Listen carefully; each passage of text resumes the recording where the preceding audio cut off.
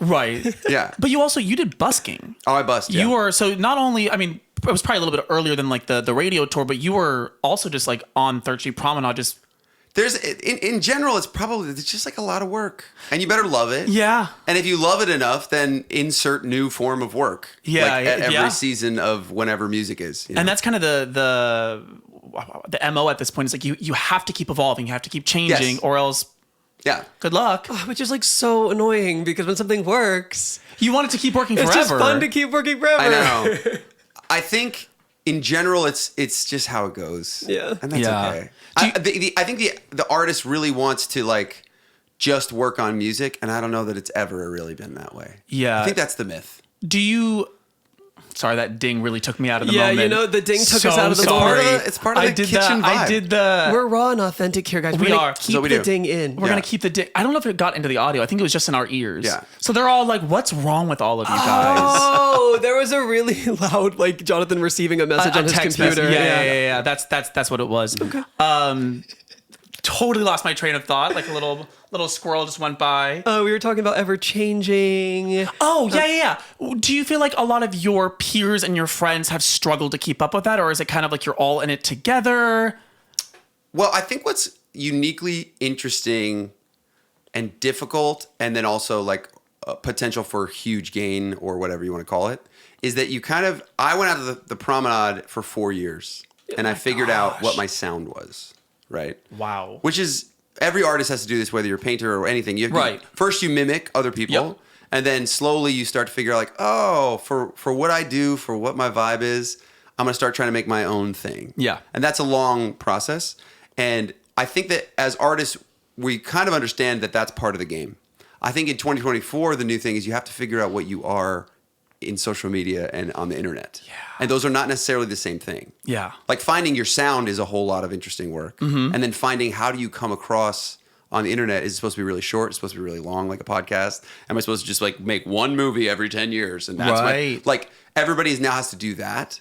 And I've seen some friends really dive headfirst into it, and others that are like, I don't want to do any of that. Yeah. Right. And I feel for everybody. Yeah. Yeah. But there's really cool things that come from it.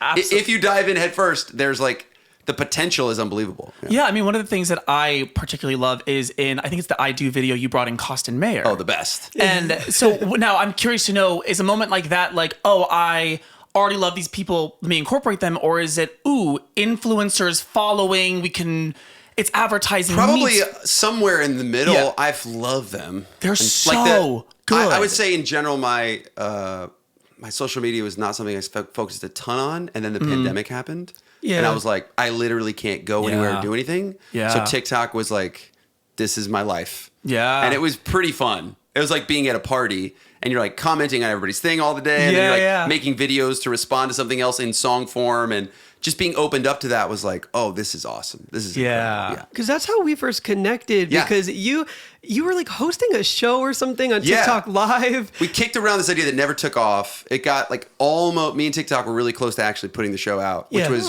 could you do an American Idol where you were auditioning through duets? That's right. That's what it was. Oh. So like you get all these incredible people, and then they you set up like a chord change or something, like a bed, and then they sing and write something over it, and people pass on based on that. It's funny. And it was awesome because like at that time when I was so into it, there are all these people that I was connecting with, like you and so many other people that are now like on the radio too. That's so sick. Super cool. Well, it's cool because I remember you had me in as like a guest judge. Yeah. But I was judging my friends. Totally. Which was like the weirdest thing. Very strange. But I had to like pretend it wasn't that way. And I was like, yeah, I think. Like you missed that one a little bit. Yeah, a little flat on that note there. I don't know. But how do I not know? I feel like I know everything about you, and I didn't know that you were. That's our origin story? Yeah. Oh, yeah. Well, you guys are, it's amazing, and I give you so much credit. The fact that we are in here and that you've created a buzz out of your kitchen is like unbelievable. Thank you. And it's very like symbolic of where we're at. Like you take it, my first song came out in 2011. Okay. And so there was still kind of this, it was dying, but it was still there, that you do a lot of work on your art to get it polished in a way that then you bring it to gatekeepers and they decide whether you get to be one of the few that gets to go behind the gate. Yeah. And then the gate blew up, and that created absolute chaos. Yeah. And now there's not even a gate to get into in some respect. And a lot of it is, can you, through your own self-gumption, create something really cool and interesting? Yeah. Now, overall, artistically, and for the average number of, like for the total number of artists that get to do art, this is awesome. Yeah. This is like a huge win. Yeah. I think transitioning from people that used to do it the old way and then getting into the new way. Like when I came in, CD sales, the people that were 10 years ahead of me, like behind me, were like, you don't understand how much we used to make from CDs. I can't even imagine. You can't even understand. Because when I was in school, I went to school for music business, and they would like, I remember studying record contracts and stuff, and the teacher would be talking, and I'd be like, do you know about Napster or you don't know about Napster? That was happening at the moment that I was there. So music was like sort of becoming free at the moment that I was learning about it. So it's kind of for everybody. There's just phases where you learn, like, how does this work today? Yeah. Do I still want to do it this way? Yeah. And for me, the answer has always been like, hell yeah, let's keep going. That's amazing. Yeah. I mean, something that's cool about like this current era too is I feel like we have, as like music creators and artists and musicians, like I feel like we have the opportunity to do a little bit more trial and error than maybe you could have done back then. But also it's in public. So it's like trial and error, but you're also being judged by so many people at once. Right. Yes. Which is like, I mean, we've kind of run into issues where like, I know like some songwriters and some producers like don't want people teasing music before it's officially coming out, but that's kind of the way to build the hype of it, to get the playlisting. And I think we're still in the falling apart, and then it will come back together. Yeah. Right. Because it is weird. I've come up against that where you have a song like, can we just tease it?